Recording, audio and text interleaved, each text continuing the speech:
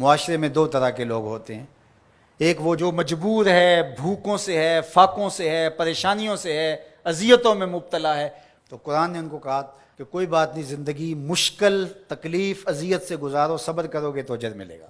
اور جس کے پاس دولت ہے، جس کے پاس ثروت ہے، اختیار ہے، منصب ہے، عہدہ ہے، اس کو کہا تو گھر کمرے میں بند ہو کے نہ رہ، جا کے معاشرے میں ڈھونڈ کے غریبوں کی مدد کر۔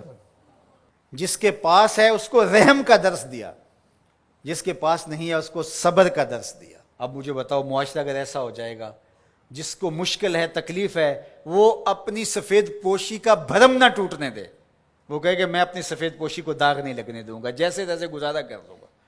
اور جس کو اللہ نے ثروت سے نوازا ہے، وہ کہے کہ میں اپنے ماتحت اور اپنے دوستوں، اپنے ہمسایوں، اپنے عزیزوں، رشتہ داروں، اپنے اطراف میں بسنے والوں لوگوں کی ضرورت کو پورا کرو۔ تو مجھے بتائیے کہ کوئی معاشرے کے اندر پریشانی رہ سکتی ہے؟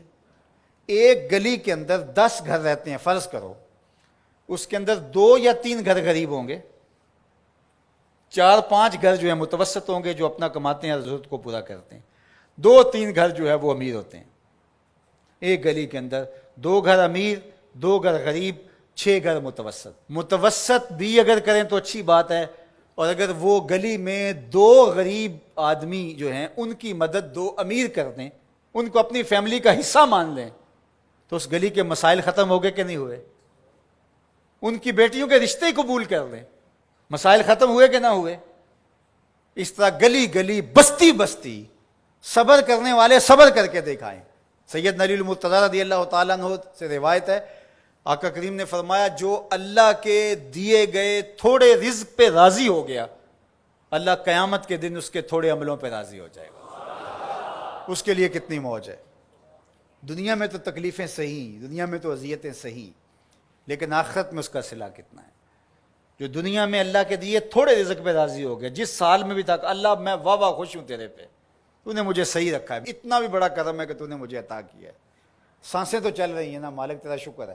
جو اللہ کے دیے گئے تھوڑے رزق پہ راضی ہو گیا، اللہ قیامت کے دن اس کے تھوڑے عملوں پہ راضی ہو جائے گا۔ اور اس کا معکوس کیا ہے؟ جو اللہ کے دیے گئے زیادہ پہ بھی راضی نہ ہوا، ایک وہ بھی ہیں جو اللہ کے دیے تھوڑے پہ راضی ہو جاتے ہیں، اور ایک وہ بھی ہیں جو اللہ کے دیے زیادہ پہ بھی راضی نہیں ہوتے۔ بعض اوقات کسی غریب سے پوچھتے ہیں سناؤ کیسے حال ہے، تو وہ کہتے ہیں اللہ کا شکر ہے۔ اور بعض اوقات کسی فیکٹری کے مالک سے پوچھتے ہیں کیا حال ہے، وہ کہتا ہے چل ہی رہا ہے، آپ کو پتہ ہے آج کل گزر ہو ہی رہی ہے، اس کی گزر ہو رہی ہے۔ جس کے کروڑوں روپے بینک میں پڑے ہوئے ہیں، وہ چہرے کے اوپر کئی طرح کی لکیریں لا کر کے کہتا ہے بس گزر ہو ہی رہی ہے۔ کتنے لوگوں سے بہتر ہیں آپ جو نانے شبینہ کو بھی ترستے ہیں۔ تو اللہ کے دیے پہ راضی ہو جاؤ، اس کی تقسیم پہ راضی ہو جاؤ، زندگی سوکھی گزرے گی۔ نہ راضی ہو گے تو پھر کیا کر لیں گے؟ ہم اگر اللہ پہ راضی نہیں ہوں گے تو پھر کیا کر لیں گے؟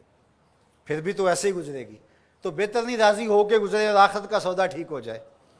تو ان کو کہا جو پھنسے ہیں، جن کی گردنیں پھنسی ہوئی ہیں، تم ہر حال میں اللہ کا شکر ادا کرو، اور دوسروں کو کہا کہ یہ تمہاری بھول ہے کہ ہم دیں گے تو اتنا کم ہو جائے گا۔ میرے حضور نے 3 قسمیں کر کے کہا ما نقصا مالو عبد من صدقہ، 3 چیزوں پہ قسم کی، ان میں سے ایک چیز یہ تھی، فرمایا میں محمد صلی اللہ علیہ وآلہ وسلم اللہ کی قسم اٹھا کے کہتا ہوں کہ صدقے سے مال کم نہیں ہوتا۔ صدقے سے مال کم، صدقے سے مال کم ہوتا تو حضرت ابو بکر صدیق اس دنیا کے سب سے غریب شخص ہوتے، جنہوں نے سارا مال دے دیا۔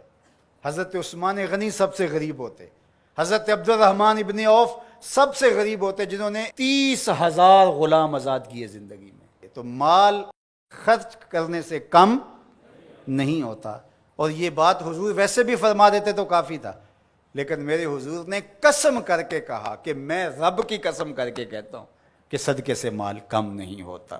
اللہ ہم سب کو سورہ البلد کے مضامین پر غور و تأمل کی توفیق